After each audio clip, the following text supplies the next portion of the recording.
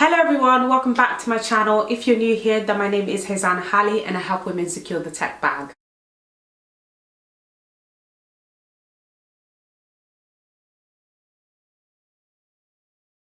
So Brittany is also on social media. She has her own Instagram page dedicated to being in cybersecurity. So I'm going to leave her details below so you guys can of course go and follow her and ask her any questions that you might have. But thank you so much for joining me this afternoon, evening for today's filming. Super excited to hear about your journey into cybersecurity.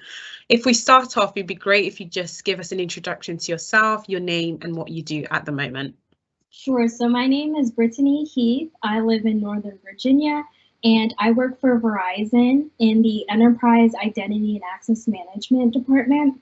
So a little bit about what I do, I wear many hats. I interact with a lot of different teams at Verizon, but primarily I'm looking at how identities are managed, in our different systems, and then making sure that the different users who have access to Verizon tools have the appropriate access level based upon what they're doing. But I also look at, non-employee management, threats, a lot of different things. Okay, lovely. And if you could tell us your role as well, so we kind of have an idea of what it is, it would be great. So my title is a security specialist, but I still fall under kind of like that Cyber Security Analyst umbrella. But yeah, my official role is a security specialist. Nice, lovely. And like you said, I think you encompass a lot of things, but mainly kind of security, cybersecurity, keeping everybody safe online, which I think is a big task, especially in the days of everyone being online. But thank you so much for giving us an insight into that. It would be great to know a little bit more about kind of your educational journey. How did you get to where you are today? And did you, do anything specific at university, or was it a career change? Anything like that I think would be really useful. Sure. So to kind of give a big picture of like how I got from point A to point B, because I've been in my role for 5 years now. So I've been in here for a little while. But it kind of started like growing up. I was always around computers and hardware just because my dad is an engineer and he's retired military. And so I had the opportunity to just see all the different things that he was working on and have that technology in my home because it was something that, he felt very passionate about. So I had an early introduction to technology. And then I actually went to high school in the exact town that I moved to. Nice. Years later. So I went to a school that had a technology program. So it wasn't exactly a magnet school, but we did have a technology opportunity where students could take different classes learning about computer networking, software development, computer hardware, Oracle databases. So when I started high school, I knew I was interested in technology, but I didn't know that was, my long-term career goal. But I kind of did it because I was like, well, this opportunity is here. And my parents are like, you could try it, see what happens. I did take those classes. I started learning about like networking and Oracle databases. Nice. Not so much coding, but more just like learning hardware and software and how to interact. And then once I was ready to apply for schools, I decided to keep kind of going with the technology space. To be honest, I thought I was going to become a neuroscientist. Wow. I was like, yeah, I love learning about the brain. I was like, sure, let's try neuroscience. Do that. That obviously did not happen. But so I stuck to more technology. And so I went to Penn State, and for undergrad, I studied information science and technology. And then I had a second major in security risk and analysis. And doing the double major was kind of cool because it was all under one college at the university. Therefore, a lot of the classes I was taking for one were also prerequisites for the other. So I didn't have to take like a crazy course load, but it was kind of cool to do both together and learn just the introduction to technology. And then that was really my initial introduction to cybersecurity, because prior to college, I really didn't know much about cybersecurity other than that it was something that was important, something you would see on the news, but I didn't really know what it meant at the time. So I took those classes, and then I applied for an internship at Verizon, I think my sophomore year of college. And so then I ended up doing an internship with Verizon that summer. And then the following summer, I did another internship. And I really, really like Verizon. I like the culture. I like, the transparency that they have, and I enjoyed working on the different teams. So I decided to go back full time. So that's kind of like a long story introduction into kind of how I got to where I am. That's amazing. And I think it's really interesting that kind of you talk about your educational journey. It's amazing that you had a parent who was already in technology, because I think that often makes a difference. If you've got, even just for STEM as an umbrella, if you've already got a parent that's in it, then it does give you at least a little bit of interest from earlier on, which is really important, because we actually find that here in the UK, girls drop off from kind of STEM as early as like 14, which is obviously really young. So yeah, they might do the sciences when they're a bit younger, but then as they get older, it starts to drop off. So I think it's really amazing that you had someone in the household to help you along that. And double major doesn't really mean much to me, because we don't have that in the UK. So we don't have majors or minors, and so we've got it's just one course. So you just do one bachelor's degree, and then you do a master's if you choose to. So I know you guys is a little bit different. So would you like to just explain a little bit for kind of my UK or European followers, kind of what that means when you say you took a double major? Is that 2 degrees or a mix of one and the other? Or? Absolutely, and I actually learned something. I did not know that you didn't have that there. So I definitely will explain it. So the way that it worked at Penn State, and I guess it's across the board, you have, when you choose a college, you'll choose kind of like a discipline. And then within that discipline, you have your major. And you'll take the coursework to fulfill the major. And then when you graduate, you'll have, your degree in that major. And then with minors, you take less courses to complete a minor. That's why it's called a minor, I guess. Yeah. But for my major, I had I had one major, which was information science and technology, and then I had a second major. So yeah, when I get my diploma, I have 2 for both the majors that I have. Oh, that's absolutely amazing. But thank you so much for just giving us that little bit of introduction into that. So obviously you mentioned that you did your internship at Verizon, and then you went on to do a full-time job.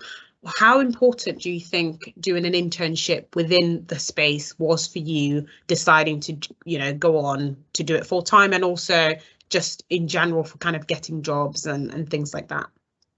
In my experience, doing an internship is very important. And I know, it's all about the opportunity that you have in front of you. But if you have the opportunity to do an internship so that you can learn about the company and also kind of learn about their culture, because just beyond, the work that you have to do, you want to make sure that you're a right fit for that company's culture, because you can do a lot of different things at different companies and you can have completely different experiences. Absolutely. So I absolutely recommend and enjoyed doing the the internship, because I got to meet a lot of different people. I was able to network, learn about the company that I would eventually be working for, and kind of get an idea of, the work that I have in front of me, is this something that I see myself doing on a daily basis? Because to do a job full time, you definitely want to make sure you enjoy what you're doing and it's something that you're interested in.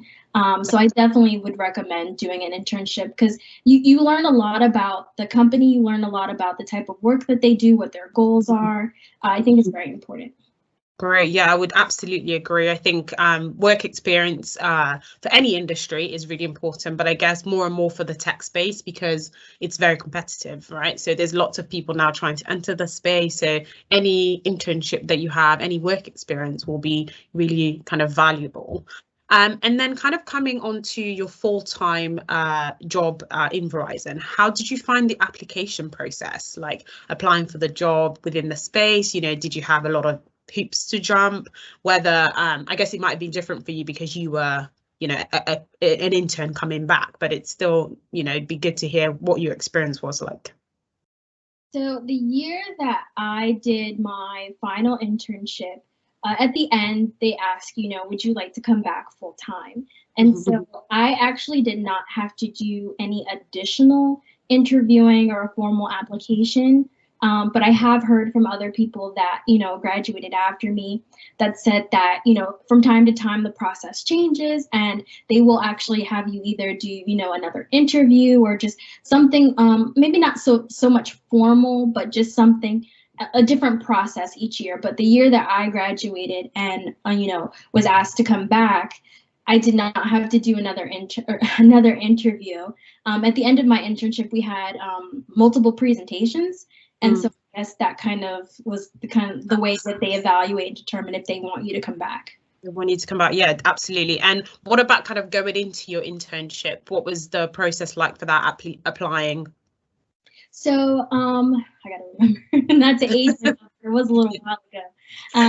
So I remember I did an application online, and then I did a phone interview. I think I might have done maybe 2 phone interviews. One kind of like just to learn about what the internship is and kind of meet the recruiter and talk about what I'm interested in. And then another phone interview to kind of, learn. At the time, I was a sophomore in college. I had 0 work experience in the technology space. So I kind of went into it, with no experience. And they understood that because, I was a sophomore.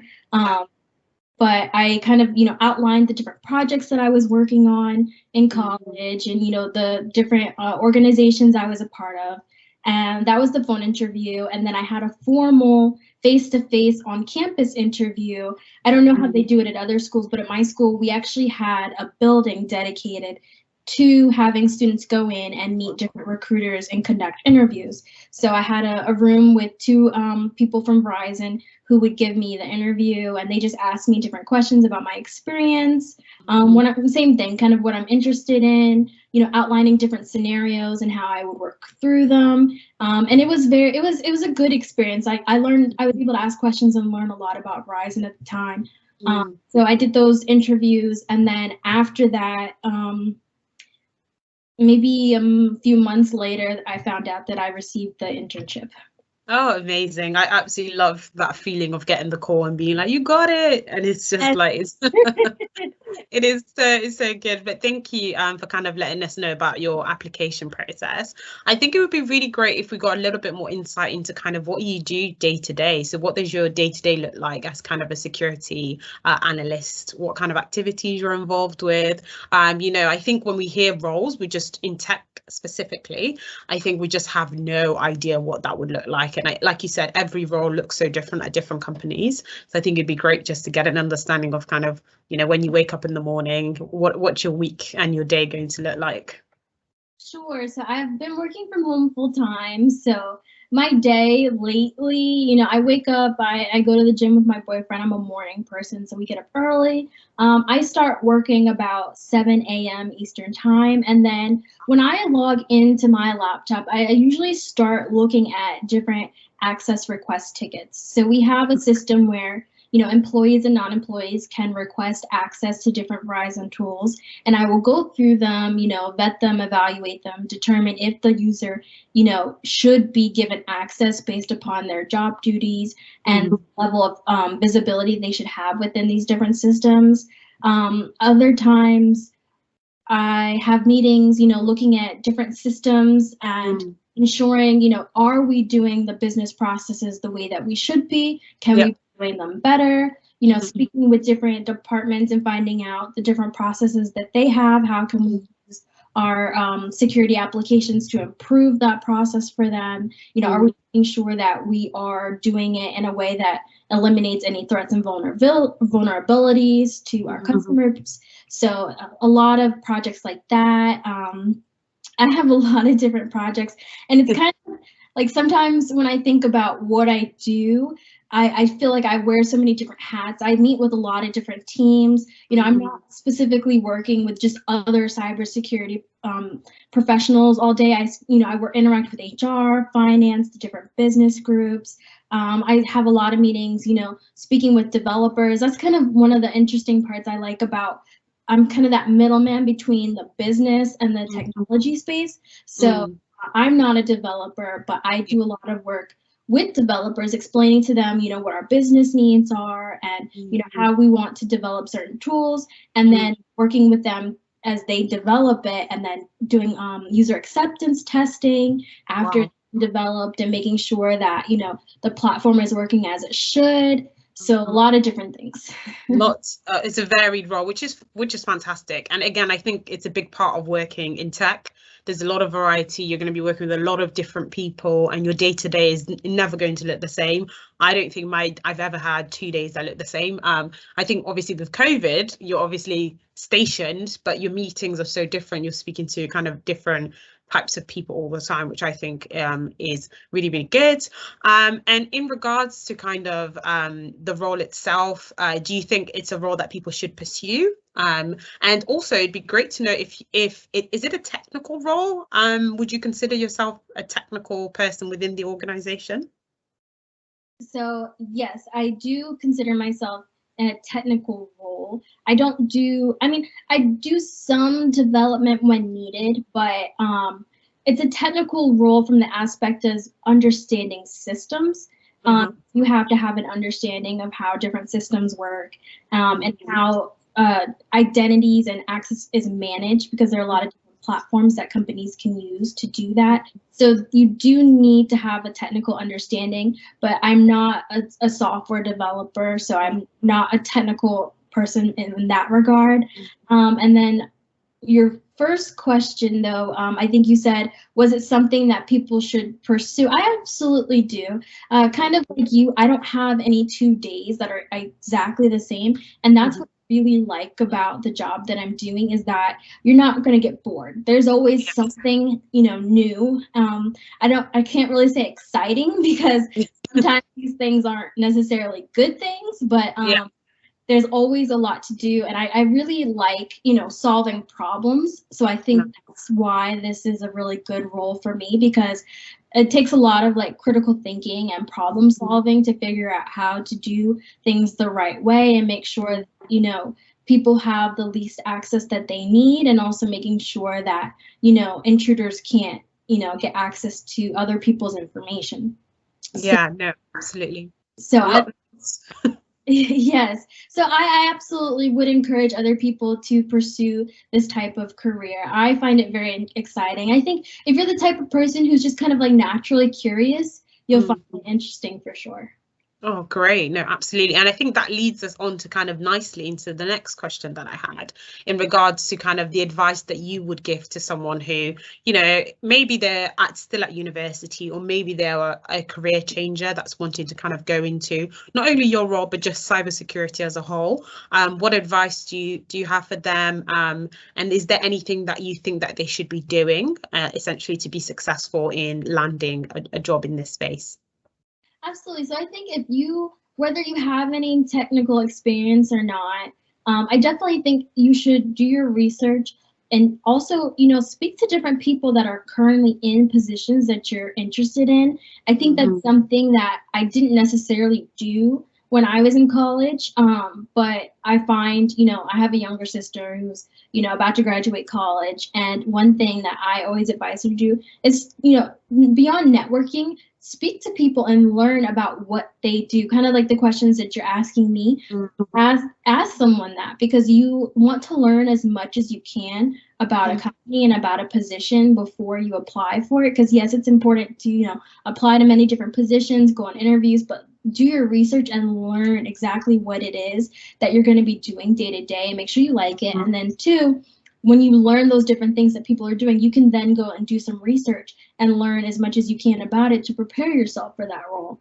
I think with cybersecurity, I like to read, cybersecurity news, cybersecurity journals, learn about the different tools, everything that you can. It's a lot of research. I think, having a career in tech, and I'm sure you know this, your education never really ends. There's always more to learn. So I think that if that's something that you're interested in and you're open to learning and always growing and developing, do some research, talk to different people in different positions and learn about the role. I think that's really important.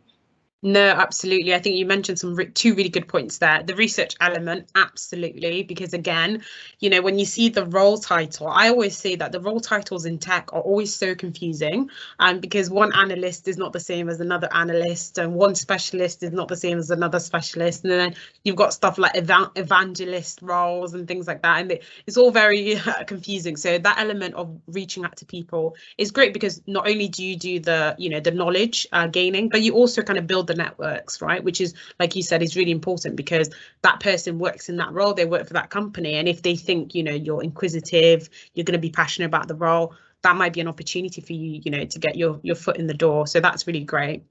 And then the other thing that you said about reading up on things and getting to know the industry is also really important, because like you said, yeah, learning never stops with tech. I always say that to people, like, for me, growth mindset, which is what we use at Microsoft, is about always wanting to learn, always being curious, and always being open to change, is tech. I think, like, if you struggle with that, it'll be really hard kind of when you come into the industry, because that is tech at its core, right? It's changing constantly, and you kind of just need to keep up. And I'm sure it's the same with you, like, even stuff like COVID must have thrown an entire ball into the cybersecurity industry, because everyone suddenly was just online. Like, what? Like, that's suddenly a big change. So absolutely. I had just one more question in regards to skills. I know you mentioned kind of few as you were talking, but what skills do you think are really important when it comes to kind of cyber as a whole? They can be both kind of non-technical and technical, that you think people should be thinking, yes, I should highlight that on my resume, or I should be, working to get those skills. So I would say, and I think everyone says this, but communication is a really important skill, because understanding the technology and understanding, a threat that you're facing is important, but you also need to be able to communicate that to whether it's management or developers or the business team, whoever it is that it could be impacting. You want to be able to effectively communicate what you're facing and what they can do and how improvements can be made. So I think communication is very important. I think, I guess, critical thinking isn't just like a skill you go and just, all of a sudden have, but, definitely have, a mindset of wanting to learn, wanting to grow, and then having, a basic understanding of different applications and systems that people use on their devices every day is important.